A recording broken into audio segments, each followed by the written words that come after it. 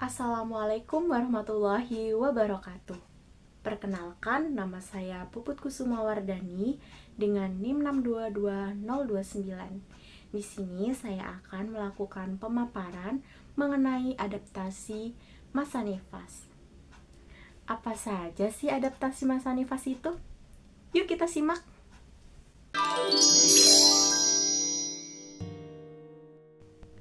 Halo teman-teman, sebelumnya kita bahas dulu yuk apa sih masa nifas itu.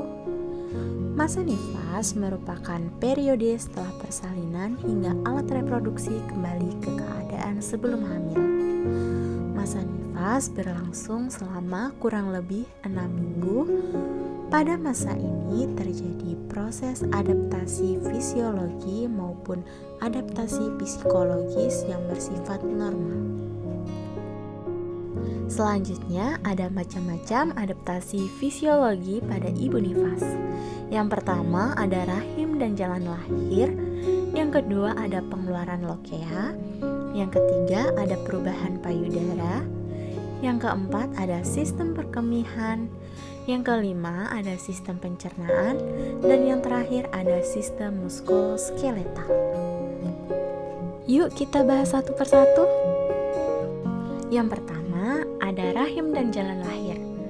Setelah persalinan, rahim akan mengalami pengecilan secara bertahap atau involusi hingga kembali ke ukuran normal dalam waktu kurang lebih 6 minggu.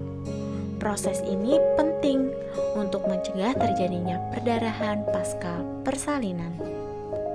Selanjutnya ada lokea. Lokea merupakan cairan yang keluar dari jalan lahir selama masa nifas. Terdiri dari darah, jaringan desidua, dan lendir. Lokea lubra terjadi pada hari pertama sampai ketiga berwarna merah dan mengandung darah segar. Yang kedua ada serosa terjadi pada keempat sampai ke-10 berwarna kecoklatan atau kekuningan. Dan selanjutnya ada alba terjadi pada hari ke-11 sampai ke-6 minggu berwarna putih kekuningan. Selanjutnya ada perubahan payudara. Pada hari pertama nifas, payudara menghasilkan kolostrum. Produksi ASI meningkat pada hari ketiga atau keempat akibat peningkatan hormon prolaktin dan oksitosin.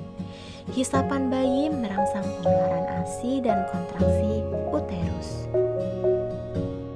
Selanjutnya ada sistem perkemihan.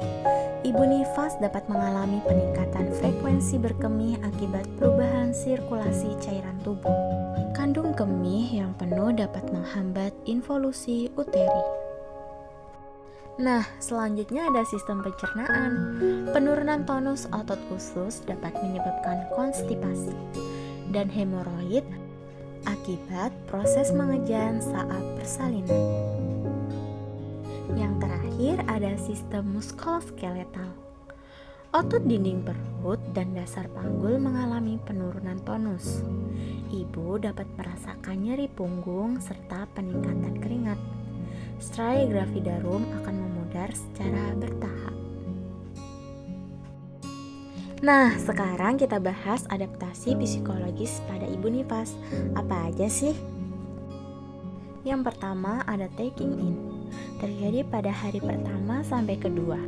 Pada tahap ini, ibu cenderung pasif, fokus pada kebutuhan diri sendiri, mudah lelah, dan membutuhkan perhatian serta dukungan secara emosional. Selanjutnya ada taking hold. Terjadi pada hari ketiga sampai keempat. Pada tahap ini, ibu mulai berperan aktif dalam perawatan bayi, namun sering muncul perasaan cemas, takut salah, dan lebih emosi. Dan yang terakhir ada letting go. Terjadi setelah hari ke-10. Pada tahap ini, ibu menerima peran baru sebagai orang tua, menunjukkan peningkatan kepercayaan diri dan ikatan ibu ke bayi.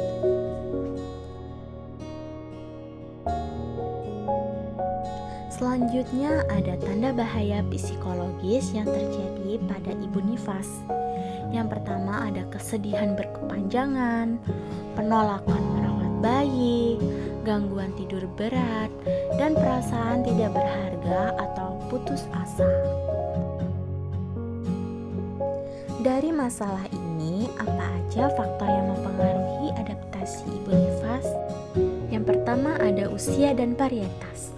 Selanjutnya kondisi kesehatan, pengalaman persalinan, dukungan keluarga, status ekonomi, pendidikan dan pengetahuan, serta budaya dan kepercayaan.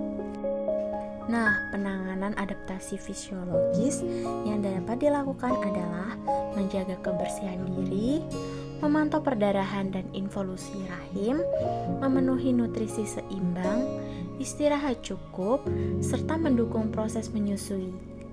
Apabila muncul tanda bahaya seperti perdarahan berlebihan, demam, atau nyeri hebat, ibu dianjurkan segera memeriksakan diri ke fasilitas pelayanan kesehatan atau ke dokter.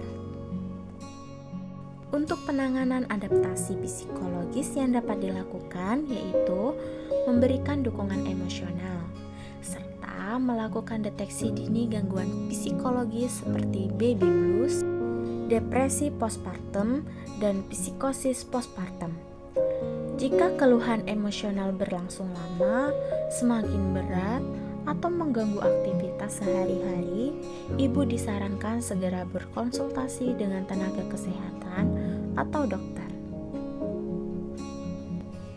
Nah teman-teman, itu tadi adaptasi yang terjadi pada Ibu Nifas. Sekian dari saya, terima kasih. Wassalamualaikum warahmatullahi wabarakatuh.